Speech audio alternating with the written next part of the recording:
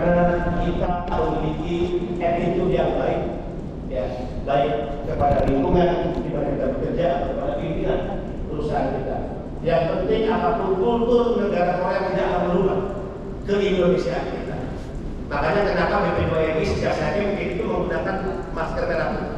Itu bukan karena COVID, ya. Sejak saya memimpin BP2MI, maka simbol-simbol merah putih selalu ada di baju-baju. Yang merah putih, masker. COVID sudah selesai. Kenapa? Masker masih dipakai. Saya ingin mengingatkan para pejabat di lingkungan saya bahwa kita dijajah oleh rakyat, oleh pekerja Indonesia. Maka dedikasi harus diberikan kepada Indonesia dan rakyat kita. Begitupun PMI akan berangkat dan akan bekerja meninggalkan tanah air di negara yang sangat kultur berbeda, Korea, tapi ke Indonesia kita tidak boleh berubah untuk tetap mencintai tanah air kita.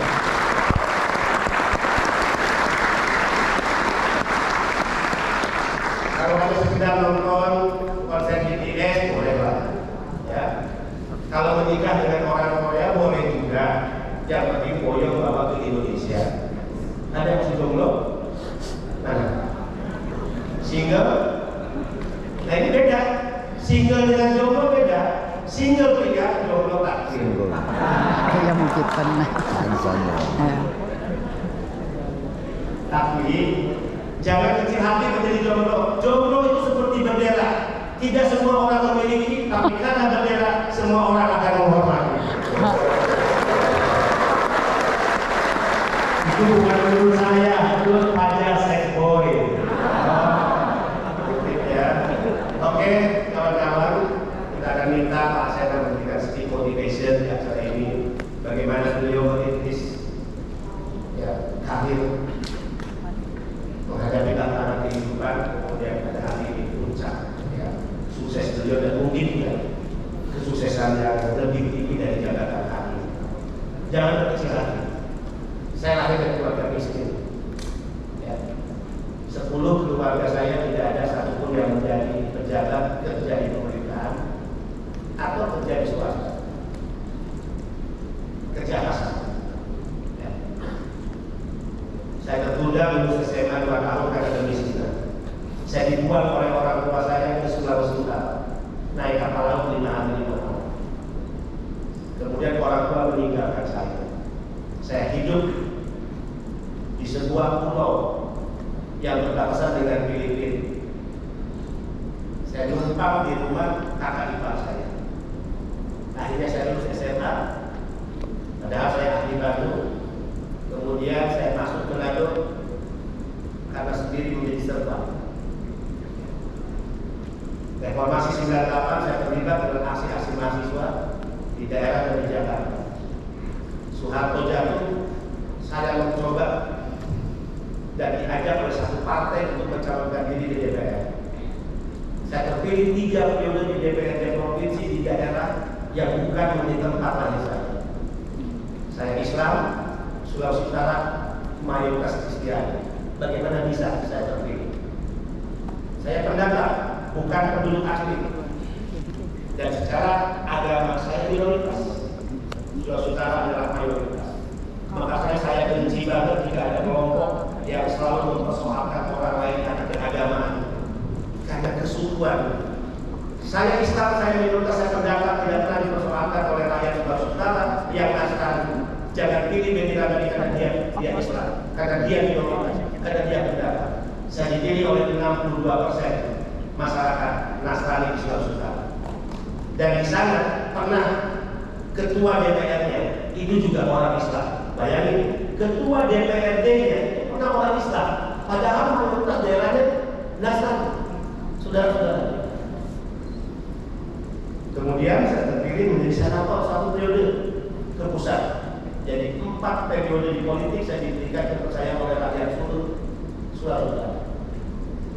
Saya juga tidak tahu nasibnya tiba-tiba berubah. Saya istirahat 1 tahun setelah periode DPD. Tiba-tiba saya dipercayakan presiden menjadi kepala BP2MI. Dan perintah beliau saat saya dilantik 15 April jelas, Mas, lindungi PMI dari ujung rambut sampai ujung kaki. Saya hanya jawab, siapa presiden? Tugas merah putih ini insya Allah saya membantu. Kita ketemu nanti Mas ya. 9 Juni 2020 saya diundang di Istana Bogor. Bertiga, saya, PSSI, Pak Fatih, dan Mas. Itulah obrolan yang saya bisa menangkap bagaimana beliau seorang pemimpin yang detail sampai persoalan kecil dan peduli terhadap masalah-masalah yang mungkin dilupakan banyak orang. Mas, saya nggak mau lagi PMI kita terlantar di bandara. Mereka dipuja-puji di negara orang, dihinakan di negara sendiri. Itu keluar dari mulut.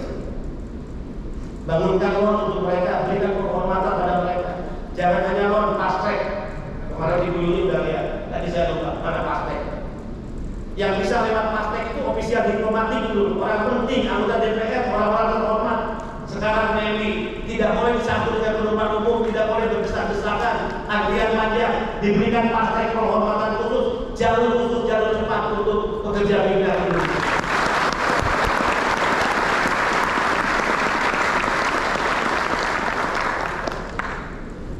Kemarin ratas tanggal 3 Agustus sudah diumumkan ya, Presiden kasih kado 2. Satu kado tentang email. Dulu PMI, antri tentang email, handphone ya. Sekarang dipermudah, tidak perlu ribet, akan dibebaskan biayanya. Kado istimewa dari Presiden.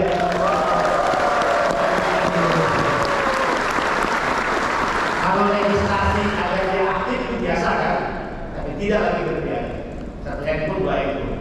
Silakan. Apa kado istimewa dari Presiden? Barang milik PMI ke Indonesia. Wah, dulu tuh bayarnya kan besar.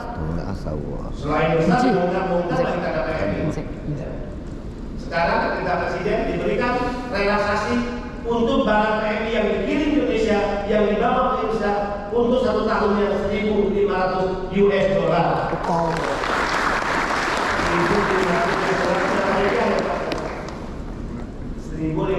dollar itu berapa rupiah?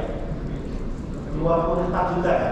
Bayangin barang milik PMI diberikan relaksasi 24 juta rupiah free dari negara. Ini komitmen negara bahwa PMI bukan pekerja rendahan.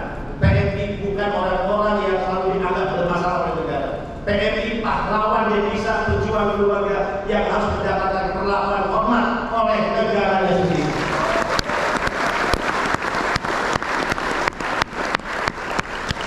Tapi jangan kabur, ya. Jangan kabur. Ya kalau mau lanjut kontrak ya mau lapor. Kalau nggak lapor, tercatat di Cisco kita Comment Center kontrak kerja 3 tahun saja. 3 tahun ya. Tercatat 2023-2026. Ketika Anda memperpanjang kontrak tidak lapor, negara kehilangan jejak. Kawan kita ini udah di mana? Kan tahun ini 2006 harusnya sudah pulang kan gitu ya.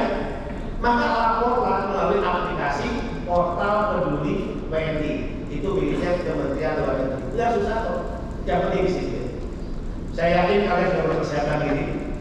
Ingat penukaran tetap pesan orang tua Anda. Ibu bapak kita adalah orang-orang terdahsyat di dunia yang diciptakan Allah.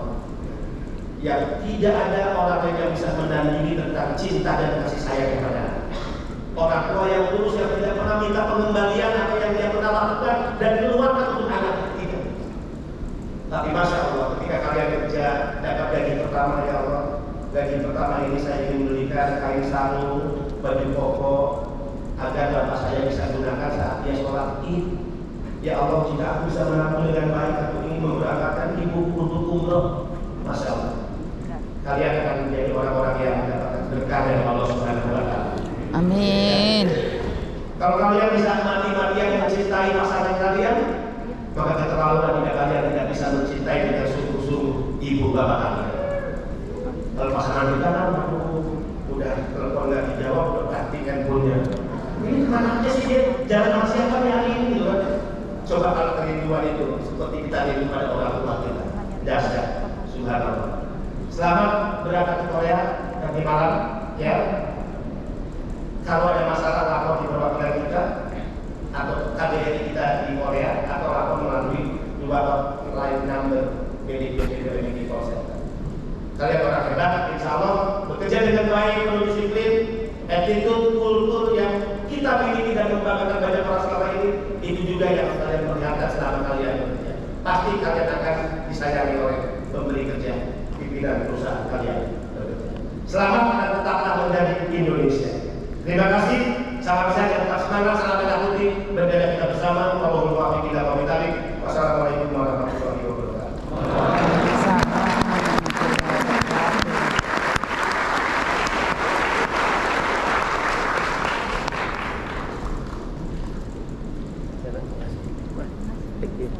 Ayo Pak.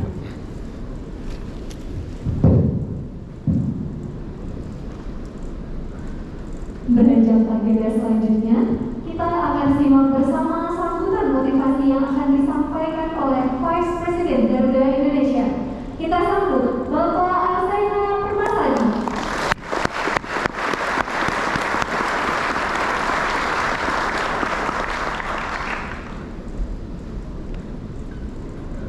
Izin Pak Ben, mungkin sebelum mulai boleh rekan-rekan atau adik-adik kita berdiri sedikit dulu ya.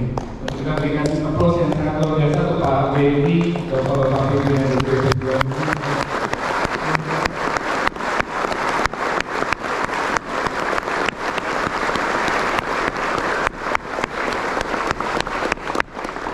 Terima kasih. Saya boleh pakai adik-adik ya. Oke. Assalamualaikum warahmatullahi wabarakatuh. Om Swastiastu, Namo Buddhaya, salam kebajikan dan salam sehat untuk kita semua. Saya Arsaina, izin Pak Benny, Pak Arita, Pak Gatot, Bu Ulif, Bapak Kepala Sekolah dan adik-adik sekalian, rekan-rekan Garuda, Bu Yuni, Ibu salam kenal Ibu. Pak Benny bercerita tentang pekerja migran atau pahlawan devisa punya ikatan batin yang cukup kuat dengan saya Pak izin Pak. Awal karir saya di Garuda ya, sekitar 10 tahun yang lalu, 11 tahun yang lalu, saya bekerja di tingkat yang paling bawah Pak di Garuda sebagai petugas tiket officer. Kalau teman-teman tahu ada yang petugas tiket ya. Saya waktu itu bertugas di Terminal 2 Pak. Sekarang, tugas saya pertama adalah saya berada di area kedatangan. Dan apa yang tadi Pak Benny sampaikan, saya menjadi saksinya Pak. Bahwasanya sekarang sudah sangat normal berubah. Dulu saya beserta teman-teman Garuda selalu nangis Pak kalau melihat rekan-rekan BNI ketika pulang. Ada yang bayar tiket ketakutan Pak dulu Pak, karena memasukkan uang ini dalam poskap. Karena takut akan diambil. Ada yang ngumpetin di area-area tertentu karena takut dinakalin. Tapi sekarang kita melihat sangat luar biasa. Kebetulan saya juga diberikan kesempatan untuk datang Pak ke Comment Center dan itu luar biasa rekan-rekan, luar biasa DPD 2 ini.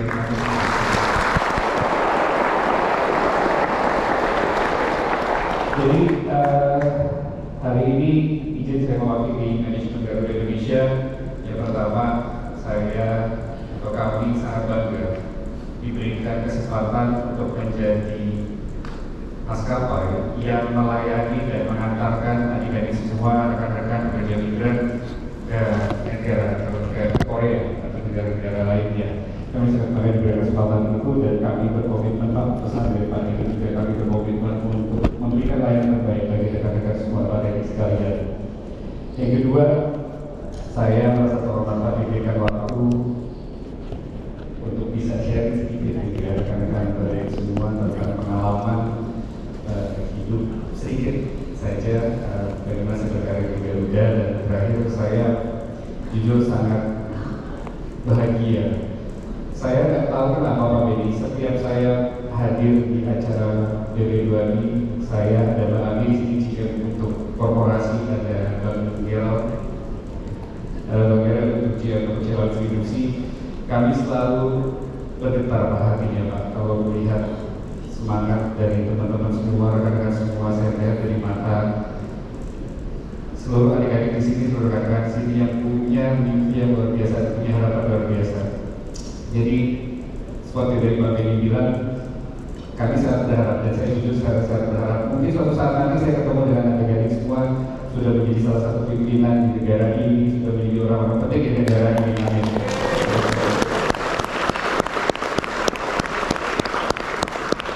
Jadi saya cerita Pak Rinan.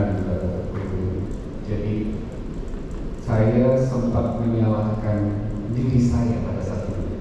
Saya sempat menyalahkan, mohon maaf, Tuhan pada saat itu. Ketika dulu di mindset saya ketika muda, baru lulus sekolah, kalau saya mau keren, kalau saya mau bangga, kalau orang tua bangga, saya harus berseragam. Saya harus masuk di tempat tertentu, saya harus menggunakan atribut tertentu untuk bangga. Dan pada saat itu tidak terjadi. Dan saya langsung menyalahkan banyak orang. Saya selalu menyalahkan, saya dulu nggak mampu, saya dulu kurang. Allah kenapa nggak memberikan ini ke saya? Kenapa kalau saya bisa, saya nggak bisa? Akhirnya saya masuk sebagai petugas TKI di Garuda Indonesia.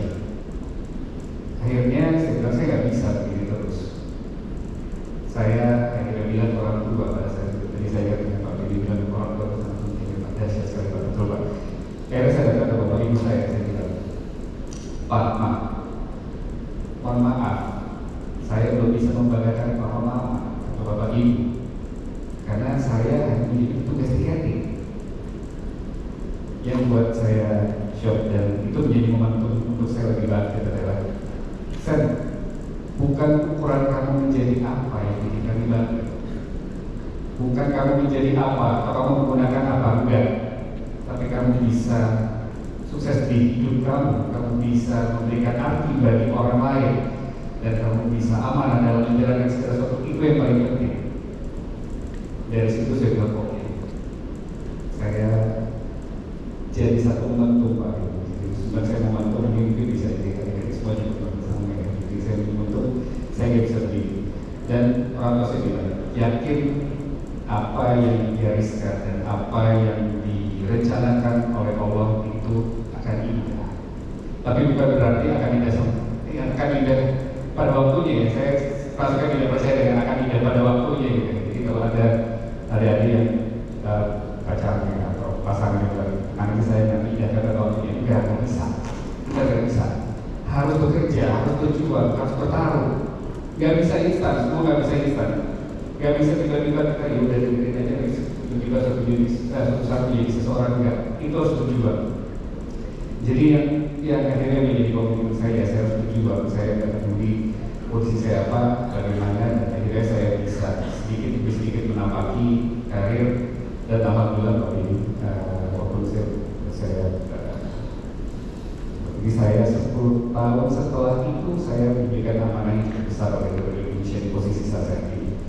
Jadi bukan berarti nggak mungkin ya, kayak semua ya, bukan berarti nggak mungkin. Adik-adik memiliki satu awal yang sangat baik. Kalau saya dari bicara, saya kerja di satu tempat, adik-adik bisa mendapatkan kesempatan untuk bisa bertarung dan bisa menunjukkan bahwasanya adik-adik adalah orang-orang terpilih putra-putri bangsa yang mewakili Indonesia di Korea khususnya.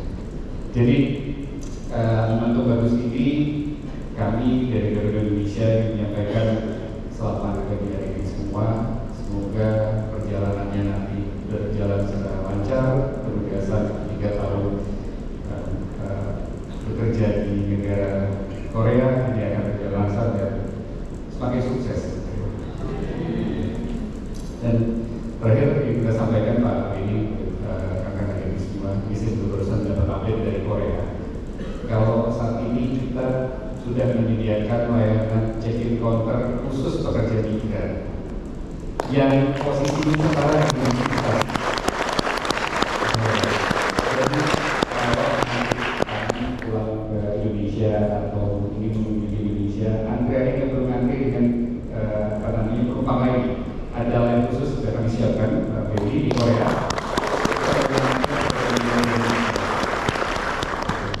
Nah, kami di Garuda Indonesia juga siap Pak 24 jam jika memang ada yang dibutuhkan, kami bisa mendukung perjalanan dari adik-adik sekali. Mungkin itu Pak Billy. Jadi kalau boleh sebagai kakak kalau lebih tua dari adik semua, boleh telepon bapak ibunya ya. Video call ada bagian yang bisa video call semua ya. Sampaikan minta tolong doa, tolong support Bapak Ibu. Lihat mata mereka, pandangi mata mereka, dan yakinkan Bapak Ibu saya mohon doa dan saya akan buat bangga Bapak Ibu. Mohon doa sebenarnya. Itu aja Pak Beni, Pak Burin, semua sukses selalu ya, sehat selalu. Salam hormat untuk keluarga, dan salam hormat juga buat rekan-rekan yang sudah lebih dahulu ada di Korea. Tapi suatu saat kita ketemu lagi. Sukses selalu. Wassalamualaikum